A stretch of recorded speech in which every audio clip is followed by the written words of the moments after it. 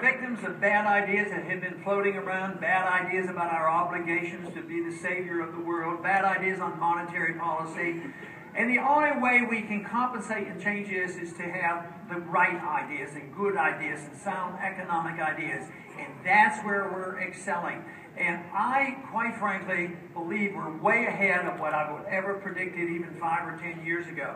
I knew it would come. I knew ideas cannot be stopped by armies when their time has come. The time has come for the reviving of these ideas of liberty. They cannot be stopped, but it's still ahead of what I might have predicted. Even in the last 4 years, it's been fantastic.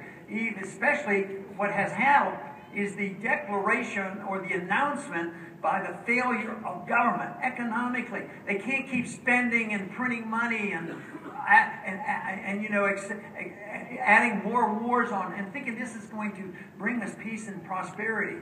The recession is here. They know it's a failed policy. They know for once in 100 years, it's the first time it has become a popular notion that the Federal Reserve has serious problems and we have to deal with it.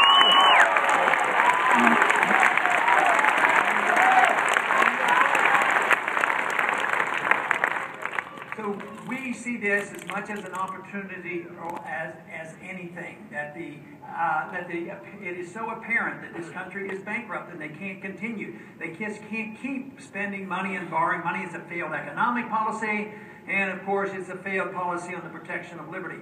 I think this is a consequence of many years ago various economic policies and foreign policies that were deeply flawed. But also the concept of liberty went astray. The founders understood it, and I believe it was the right understanding, that freedom that is given to us in a natural way means that we have a right to our life, and we have a right to our liberties to run our life as we so choose, and that those individuals that defend economic liberty sometimes don't defend these personal liberties and social liberties, and some who defend social liberties don't defend economic liberties. So if you truly believe in freedom for the individual, you have to believe that you have both social and personal liberty and economic liberty and put the package back together. Yeah.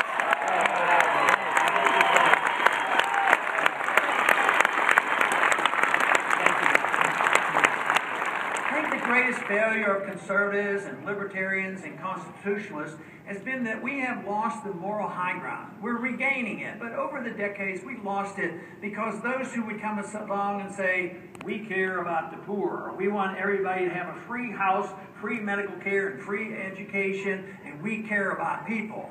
But look what they did on housing. Yeah, we care. We want everybody to have a house, even if they can't afford it.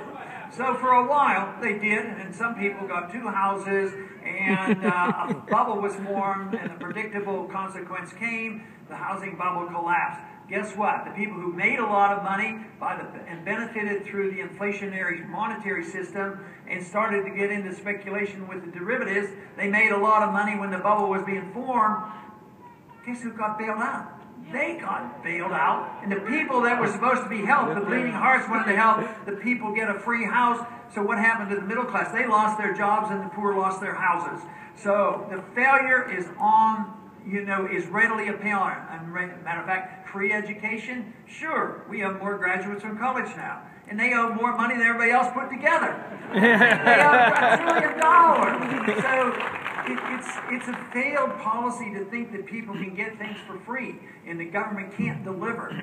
That is where the message is, and we have lost the moral high ground in arguing the case. And if you are truly motivated to help your fellow man and have a humanitarian instinct, if that was your only goal in life, you would have to believe in freedom in the free market.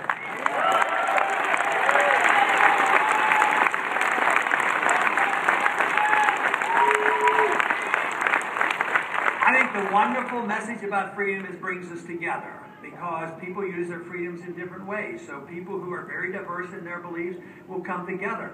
But would we all use our freedoms the same way? Do we all practice the same religion? Some people practice their religion one way, some others practice their religions a different way. But they should have that right to do this. Now, if we argue the case and we can understand why we should have personal liberty, which is fine and dandy, you have to recognize that other people have their right too, to spend their money as they choose and lead their life as they choose. What does that mean? What does that mean? Yes.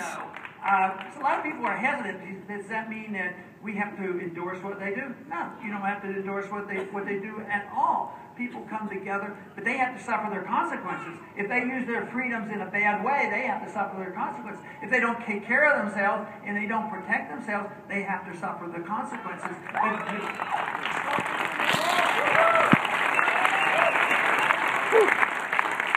So if you understand that you don't have to endorse what other people do and people come together, this to me is the reason that people will come together, and that we should not think of rights as collective. Certain groups have rights, and hyphenated rights bother me, because it should only be individual rights, equal protection under the law for every single person. Yes.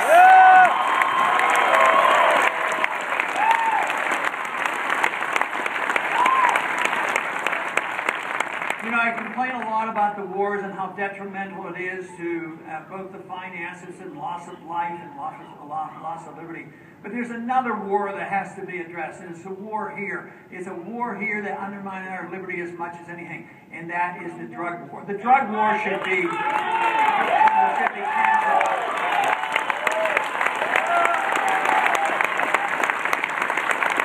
There are so many stories of the FBI and other police agencies breaking in because they suspect somebody's using drugs. There was just a story this week that there was a house broken into and the FBI was coming in and they used a hacksaw. They were cutting a hole through the door when the woman with her 2 or 3 little kids in the house saw this saw coming through, sawing down the door. And then the FBI comes busting in and slaps her on the floor and puts her kids in the other room. And it went on for 45 minutes or so, and the children were crying for their mother. And then after they did it, they found out, oh, sorry, we're in the wrong apartment.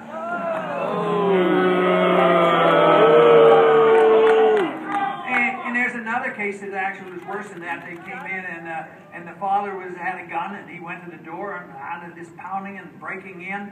And so the police or whoever came in, and they saw him. He had a gun, and he got shot 32 times. And he never shot one time. So this is the insanity of the whole war on drugs. You know, we tried a few decades ago, prohibition. Prohibition doesn't work. Prohibition backfires. People don't quit doing bad habits because the government comes in and tells them they're not allowed to. The use of force to mold personal behavior, the use of force to try to make everybody equal economically, or using force to tell other countries how to live, it doesn't work, no matter how well you